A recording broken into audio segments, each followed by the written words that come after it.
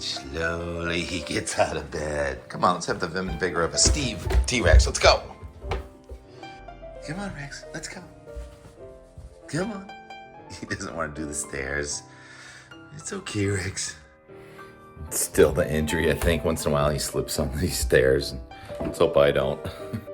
Why can't this happen on the first day of the month when we're supposed to say rabbit, rabbit, rabbit, rabbit, stay away from my peas? Did you see him, Rex? Did you see which way they went? Off to the left, off to the left, off to the left. No, that's the right. How about you, Steve? You up for getting some rabbits? Let's go on out there. No, we don't hurt the rabbits. We actually feed them from our garden. High tide at 6:23 a.m. It's 61 degrees. It's one of the warmer mornings we've had. I think the warmest morning we've had so far was 62.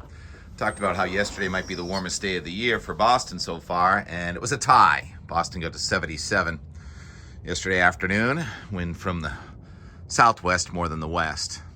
Today, the air doesn't know what to do. It's confused. What do you mean the air is confused? Well, we got a low pressure system in northern Maine. That's about a 10-10. That's pretty weak. And we got another low off to the south. It's about a 10-02 or so. It's kind of strong. But you get your counterclockwise circulation around each of them. So the one south of us wants to induce a wind from the east, and the one to our north wants to induce a wind from the west. So there's a lot to talk about this morning. Did you get a beautiful sunrise? Did you get a rainbow? A few rainbows reported this morning again. What happens is red sky in the morning, sailor take warning. The sun comes in underneath the cloud, and there are showers west of us. So we're looking over at Hull right now. There goes a tanker through the Hull Gut. It is the beginning of the Wednesday night sailboat race series. And that confused wind is going to play a role tonight, Kevin. Oh, and my friends, Kevin and Chuck, Stockdale, I got the new phone. Well, kind of new. Still doesn't work that well. And I lost a lot of my contacts. So if you both could text me, I'll have your phone number again. All right, so we've got heavy clouds off to the west. The radar shows rain in Connecticut this morning. And also a decaying batch of rain in far northern New England. We have fronts to the south, fronts to the north, and anytime you have a front, that's a boundary between two different kinds of air, and that causes surface convergence, lift, and precipitation. And boy, did it precipitate yesterday in northern New England with a fairly weak front coming in from Canada into New York and Vermont, but boy, did it produce. Tyler Jankowski and you guys were busy yesterday also sharing these photos. Look at that hail that fell in Linden, Vermont, the Northeast Kingdom yesterday. Ground was covered in white. Goes in the books as T-snow, and across the lake there, rainbows, and you see the hail shaft coming out of the sky. Well, that front was part of that low that we just talked about in Maine. That front's just sitting there, and the rain that's in Connecticut is headed north, not east, and it's going to run into that front. So let's time out the rainfall we just saw on the radar, and there it goes to the north, and then all of a sudden it's a line of thunderstorms again, just sitting there from northern New York to Maine. All right, we'll stop that there for now. I want to talk more about what's going on this morning, why it's raining in Connecticut. It's not quite a tropical storm, but it just looks and feels like one. The low is expected to deepen as it slowly crawls up the coast from Virginia to Long Island tonight. And at Wallops Island on the border of Virginia and Maryland this morning, it looks and feels like a nor'easter, like a tropical nor'easter. Temperature and dew point in the upper 50s. Wind is out of the northeast, gusting past 30. And between 3 and 4 a.m. this morning, there was 7/10 of an inch of rain in 1 hour, and now approaching 2 inches of rain for the event. I looked at all the forecast discussions. There's not even a gale watch up for New England, and there's no sign of tropical storm, but it looks subtropical to me. So it's going to be very interesting. I'm going to issue a citizen's gale warning tomorrow for Long Island Sound, Block Island Sound, all the way to Nantucket, which is very close to what I'm doing tonight. I mean, it's just surprising in store for everybody on where tomorrow morning's out the door is going to be. I'll tell you, it's going to be nautical, and it's going to be something I've never done before in my entire life. Anyhow, this forecast is very important to me too. And so we can see the rain off to the west here in Boston. If you look at the Sterling 3 to 5 day, it doesn't really show that rain coming in too much until sort of tonight and tomorrow morning. And then the temperature and the dew point, those stepping down, are separated on Friday. So Friday, the sun may come back out. And then look at that, the temperature and the dew point are back close together. Saturday and Sunday, even though it's not raining, it shows no sunshine. I think that is a little bit pessimistic. I think the sun is going to come out in spots this weekend. All right, so now let's go back to the HRR and this low pressure system that's coming up into Long Island tonight. So pick it back up this afternoon. Those thunderstorms in the far north should dissipate. And in between, there's not a lot going on. But at the south coast, Connecticut to Cape Cod tomorrow morning, we're going to have bands of heavy rain and strong wind, and those cells are actually going to be training from southeast to northwest. Training heavy downpours could result in some localized flash flooding tomorrow morning near the south coast of New England. Now, if we go to the wind, if we can get T-Rex to stop, I don't know what you're doing down there. Go to the wind forecast. Let's start with the sustained wind at... Stop, Rex. Rex? Do we need a timeout? Yep, 2 minutes for roughing the audio. You going inside? Steve, it's just you and me now. Try and keep it down. So, you want to come over to your feeder? Come on over here, Steve. Come on. This way. Yeah, this way. So that wind forecast, it's called the 10-meter AGL. That means 10 meter above ground level, so it's close to 30 or 40 feet. So the tree top level sustained winds tomorrow morning, or mast top, if you're sailing a big boat. Sustained, the blue is about 15 to 20. Then you get into purple, that's about 25 to 30. And then the darker purple, sustained winds forecast tomorrow near Long Island Sound to Block Island of 30 to 35 knots. Now it's looking and feeling like a tropical storm. And look at Boston. There's hardly any wind north of Boston. That includes you tonight at the sailboat race, Kevin. It's a very light wind because it's a very compact system. So I want to show that again just for you, Kevin. The wind in Boston this evening, I'll tighten it up a little bit. Variable from the south and southwest at just 5 to 10 knots with an incoming tide. So captain's knowledge again. I don't think there'll be much of a sea breeze component.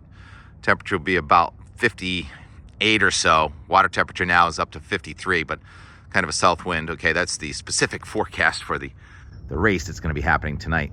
Race season kicks off. All right, now let's go to the forecast wind gusts.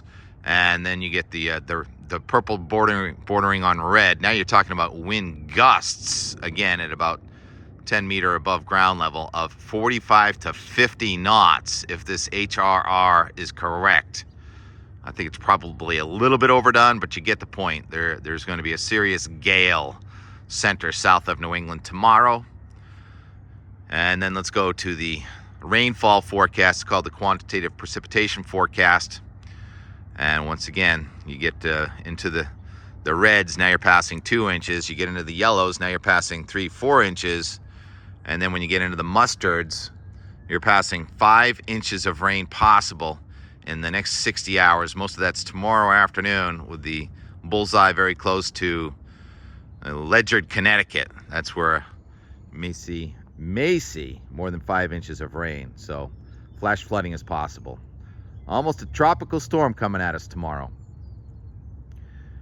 That's just for the south coast. All right, let's go widen out to the big picture. We're getting kind of winded in here, kind of lengthy. The euro with the 999 low going up, deepening to 998. That's the wider view, and then kind of wobbling down and out. And another low trying to come in and take its place. Oh my goodness, you're kidding. Keeps coming in from the east, and now that wind field is expanding as that front in northern New England's going to settle off to the south. The 5th week in a row, we're going to have wind from the east and northeast on a Wednesday turning into a Thursday into a Friday. And the weather has rhythm.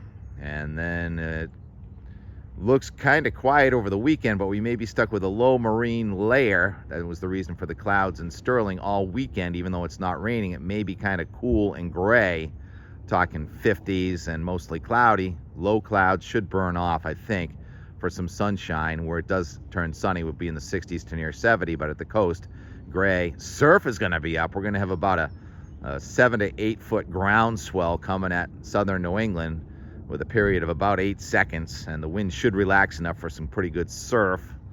And your tide is going to be low in the midday, not exactly beach weather.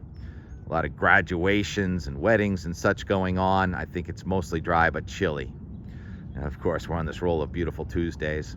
And what about Tuesday? Next Tuesday, we'll stop it at 12Z. We've done this 3 days in a row. 3 days ago, it showed a blizzard north of us and a subtropical low off Georgia. Neither one of those are there now. But there's a big blob of rain right over New England. So how does the 10 to 9 to 8 day forecast change? Dramatically every single day. And that's a warm front. And then there's that 570 thickness coming at us. And you know about the thickness rule.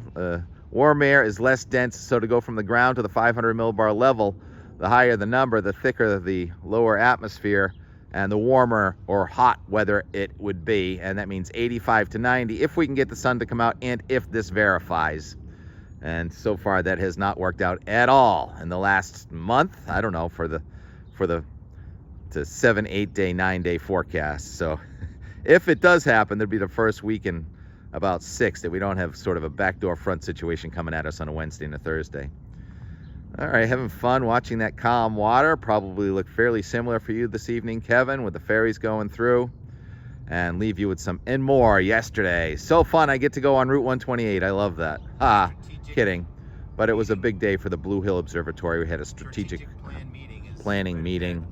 And also a good announcement, a fun announcement of a webinar. If you're into hurricane season, stay tuned for the and more. I know it's lengthy. Or just fast forward until you see me showing a picture of a meteorologist you watch on TV if you're into hurricanes. And more. Yeah, we're doing this road for like the 100th time. Nice day to go to an indoor meeting, isn't it? Ha ha, kidding. No left turn. Right.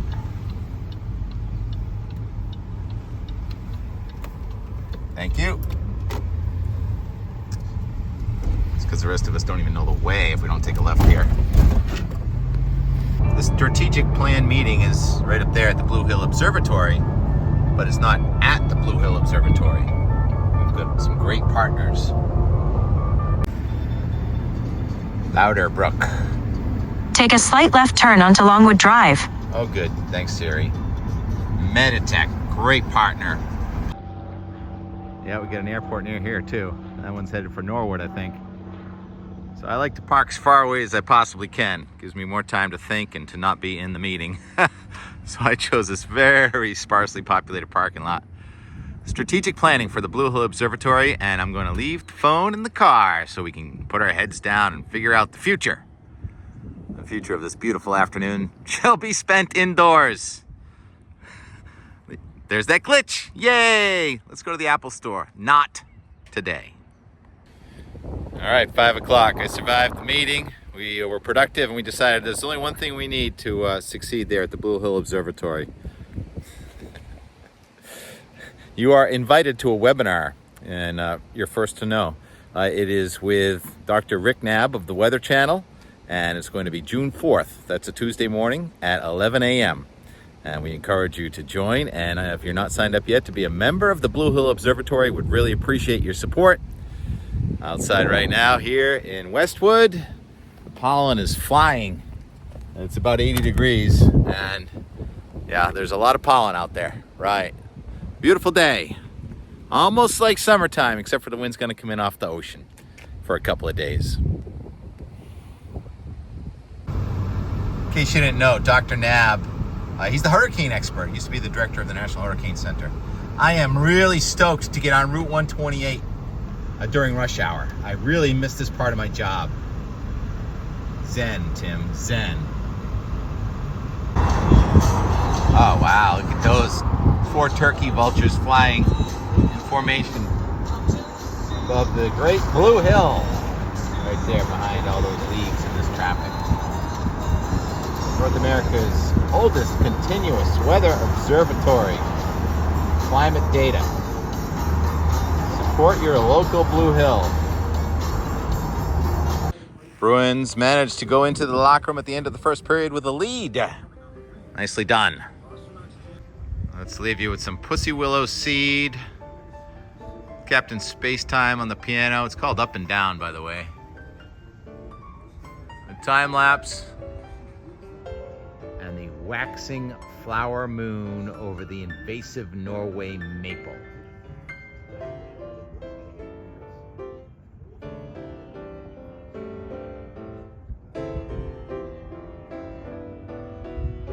What is going on?